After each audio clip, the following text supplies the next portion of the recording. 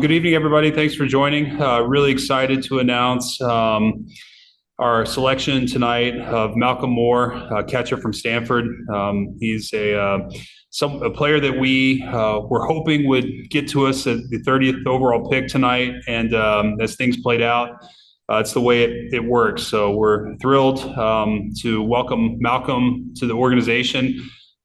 Certainly love the profile of the player, elite person, makeup, a leader behind the plate, great with his teammates, great with his pitching staff, and then an offensive profile that we really, really like as an organization. Someone who controls the strike zone very well, really understands what his strengths are and what he's trying to do at the plate. It's an elite approach, and we think it's something that fits our system very, very well. So with that, I'll open it up to questions, and then I may cut you off and get back to the draft here soon. So fire away. We'll get a few questions in. Please use the hand raise function, and we'll knock a few out.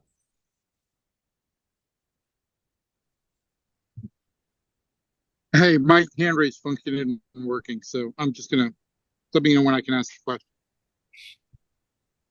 Go ahead, Evan.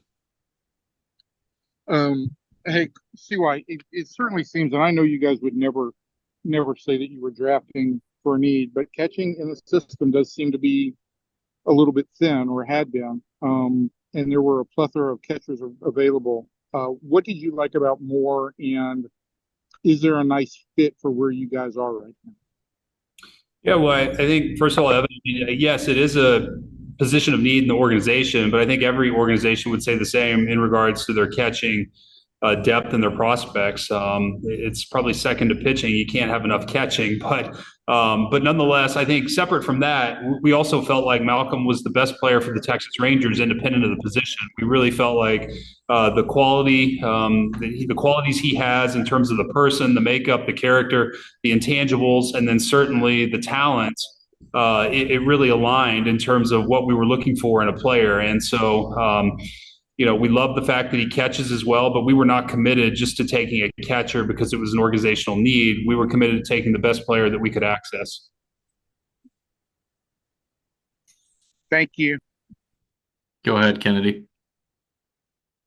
I guess that being said, I read some scouting reports that were kind of hesitant on his catching. What was your guys' kind of evaluation of his defense behind the plate? And I mean, is that a guy, somebody like Bobby Wilson he could benefit from being around Bobby Wilson? Yeah, no doubt. We believe in our catching group internally, both on the PD side and at the major league level. And we've had a lot of success of improving catching and defense with our catchers. So given Malcolm's mentality, aptitude, work ethic, we think that he'll make a lot of strides. We already like his catching to begin with, and we think he'll make even greater strides in our organization with our catching coaches.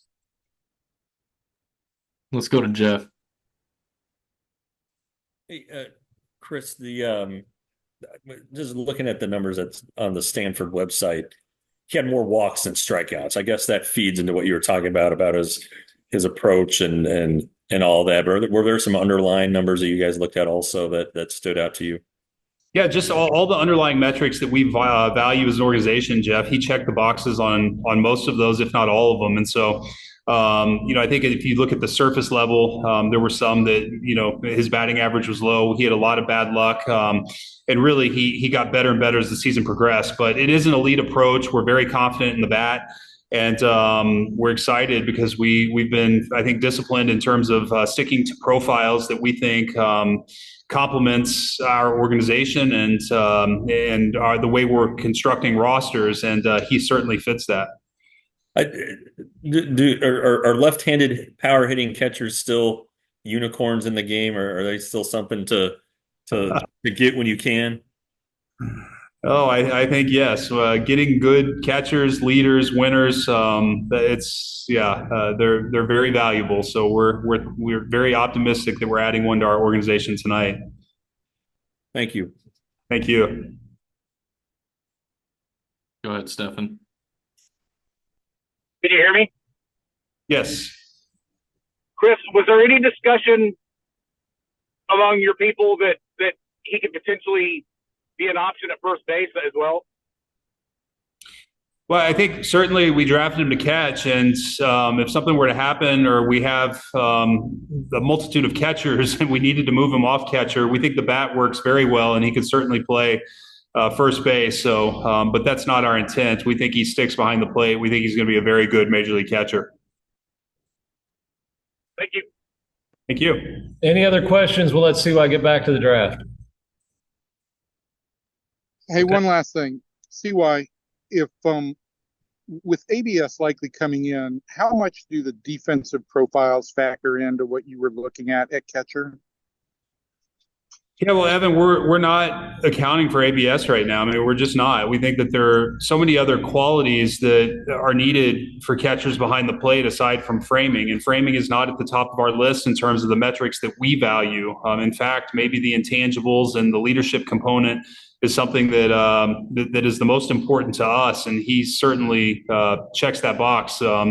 And so, in regards to ABS specifically, I have no idea when that's going to be implemented. We certainly didn't draft with that in mind. That said, if and when it comes, we love Malcolm and his ability and his aptitude, and we think that he'll be able to adjust to that and still be a very good catcher behind the plate.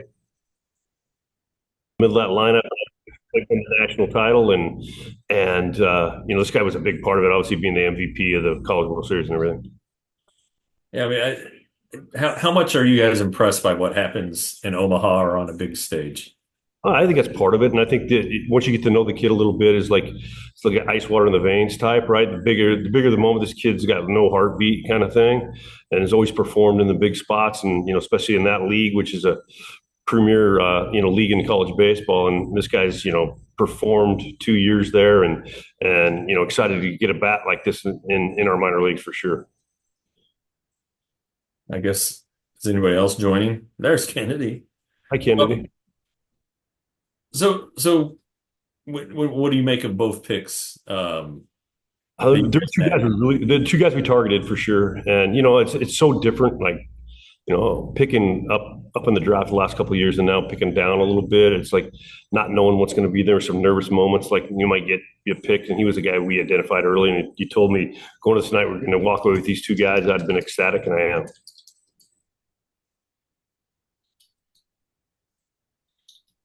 Other questions? Nobody's showing up. I like short press conferences. Go ahead, Kennedy. Yeah, sorry, the internet's terrible here. But we asked Chris about kind of his defense behind the plate. I guess what was your evaluation in terms of scouting him and Malcolm I've seen since he was high school. This guy's been like a pedigree guy who was Team USA, a young kid, premier player. I've seen him catch a lot.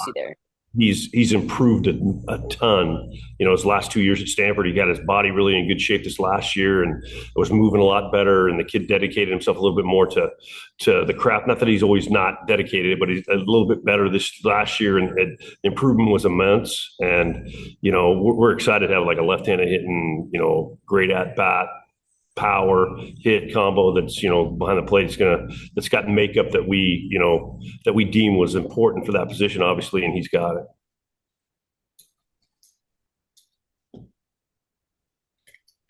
Evan, do you have anything? Can I ask a, Yes, can I go. ask a question? Go. You can ask one, Evan.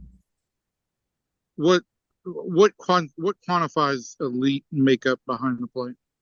I think guys that are the serving kind that that have the relationships with their pitchers, that know that that's a huge part of their role in the team, to be to get the pitchers through games, to have relationships with them, and what pitches to call and that kind of thing. This guy's like on the top scale of that for me.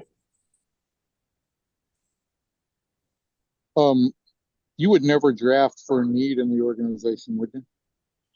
What do you think? You asked the question. No, we take the bat. I mean, this guy there was some play. I mean, obviously picking third, there's some plays above him. We liked a lot also. So it wasn't like we said, oh, we got to have a certain position. No, that wasn't in our thoughts. We were going with we thought he was the best guy available right there for sure. Okay, thanks. Thanks, Evan. Anything else? All right. Go ahead.